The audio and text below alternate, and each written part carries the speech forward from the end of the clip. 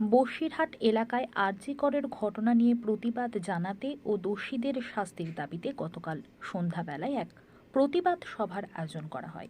সেই প্রতিবাদ সভায় উপস্থিত ছিলেন বসিরহাট তৃণমূল সাংগঠনিক জেলার একাধিক নেতৃত্ববৃন্দ।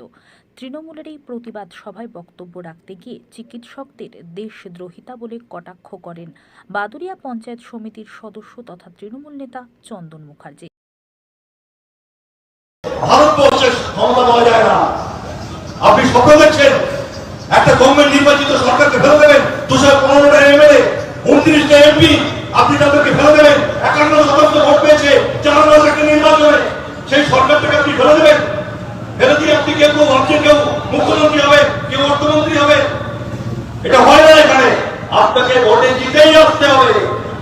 এই জিনিস হবে না। সুপ্রিম কোর্ট সার্বভৌমত্বের প্রতীক, সুপ্রিম কোর্ট সংবিধানের রক্ষক। আপনি তাকে অবমাননা করছেন মানে দেশের সার্বভৌমত্বকে অবমাননা করছেন। সুপ্রিম কোর্টকে অবমাননা করছেন মানে সংবিধানকে বিরোধিতা করছেন। সংবিধানকে বিরোধিতা করছেন মানে আপনি দেশদ্রোহী। আপনি দেশদ্রোহী ডাক্তার, ডাক্তার তুমি দেশদ্রোহী। তাই আমরা আজকে বলি আমরা এই ডাক্তারদের দেখতে চাই না।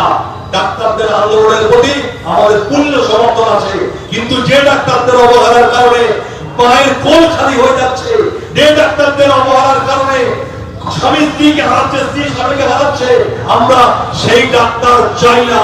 তাই আমরা আজকে ডাক্তার চাই। আমরা বলতে চাই আপনি আন্দোলন করুন, আপনি বিচার চান, আমরা পাশে আছি, পাশে থাকবো, রাত জাগবো একসাথে।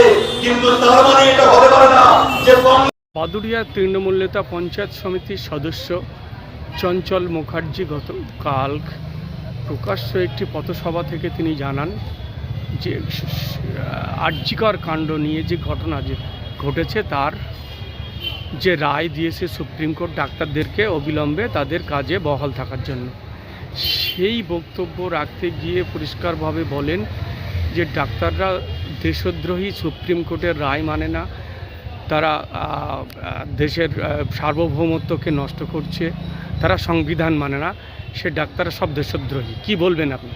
না, আমি একটা কথাই বলবো, যিনি বলেছেন এই কথা তিনি বা তাঁর নেত্রী বা তার দল সবার আগে দেশদ্রোহী এই কারণে হাইকোর্টের প্রচুর অর্ডার, কোড অফ কন্ডেমের আর অভিযোগে অভিযুক্ত সবচেয়ে বেশি তৃণমূল দল এবং ওর নেত্রী এবং ওদের কর্মী কার্যকর্তারা। কারণ আজকে প্রচুর অর্ডার এরা মানছে না। সুপ্রিম কোর্টের অর্ডার, হাইকোর্টের অর্ডার, সবচেয়ে বেশি কোড অফ কন্ডাক্টের জন্য অভিযুক্ত বা দুষ্ট হচ্ছে আমাদের তৃণমূল সরকার আর এদের যে নেত্রী সে মমতা ব্যানার্জি। অতএব এদের নেত্রী যেমন হবে তাদের নেতা কর্মীরাও সেই ধরনেরই হবে, এতে অস্বাভাবিকতা কিছু নেই।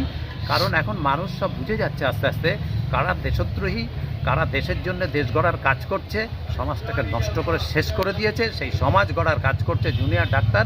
তাদেরকে যদি ডাক্তাররা সেই দায়িত্ব কাঁধে তুলে নিয়েছে রাজনীতির ঊর্ধ্বে উঠে, তাদেরকে আমরা স্যালুট জানাই। তাদেরকে যারা দেশদ্রোহী বলে আমার দৃষ্টিতে তারাই সবার আগে দেশদ্রোহী। কি নাম আপনার? তাপস ঘোষ, বসিরহাট জেলা বিজেপির সভাপতি।